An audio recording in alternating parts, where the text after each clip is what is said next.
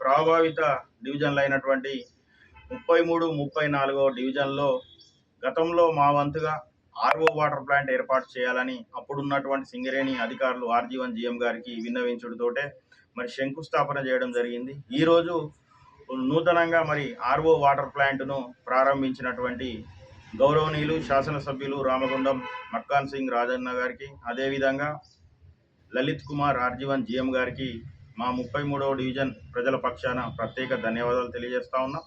దాంతోపాటు 33వ డివిజన్లో నెలకొన్నటువంటి ప్రధాన సమస్యల పైన ఈరోజు మరి గౌరవనీయులు మక్కాన్ సింగ్ గారికి, అదేవిధంగా ఆర్‌జీ-1 జీఎం లలిత్ కుమార్ గారికి విన్నవించడం జరిగింది.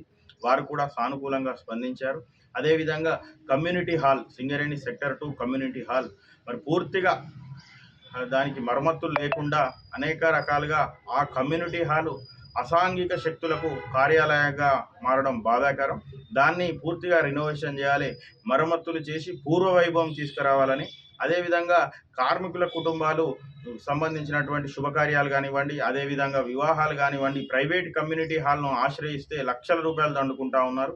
ఇదే సింగరేణి కమ్యూనిటీ హాల్లో శుభకార్యాలకు మరి సింగరేణి జీఎం కార్యాలయంలో ఎంతో కొంత కడితే మెయింటెనెన్స్ కింద కొంత డబ్బులు తీసుకొని మిగతావి ఇచ్చే పరిస్థితి ఉంది.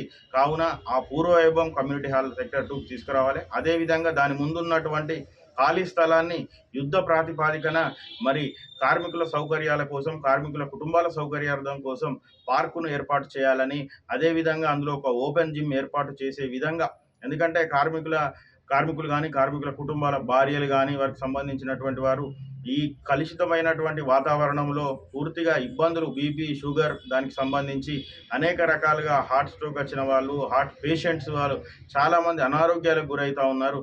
వారి కోసం పార్క్ ఏర్పాటు చేస్తే కొంచెం వాకింగ్ ట్రాక్ అవన్నీ ఏర్పాటు చేయాలని దగ్గరుండి మరి శాసనసభ్యులు రాజన్న గారికి, లలిత్ కుమార్ సార్ గారికి కూడా చూపించడం జరిగింది. ఖచ్చితంగా ఏర్పాటు చేస్తామన్నారు. అదేవిధంగా సింగరేణి క్వార్టర్ల మధ్యలో కానీ, వెనకాల కానీ, ముందు కానీ కూడా పూర్తిగా ఎప్పుడో కొన్ని సంవత్సరాల కింద వేసినటువంటి రోడ్లు పూర్తిగా చెడిపోయినాయి. వాటిని కూడా ఏర్పాటు చేయాలి. అదేవిధంగా డివిజన్లో మరొక 20 సోలార్ లైట్లు ఇవ్వాలని కూడా మేము విజ్ఞప్తి చేశాం. అదేవిధంగా మరొక 2 బోరింగులు కూడా ఇవ్వాలని మేము వారిని విన్నవించడం జరిగింది. అదేవిధంగా నెలకొకసారి ఈ ప్రభావిత డివిజన్ కాబట్టి వైద్య శిబిరాలు కూడా ఏర్పాటు చేయాలని మేము విన్నవించడం జరిగింది.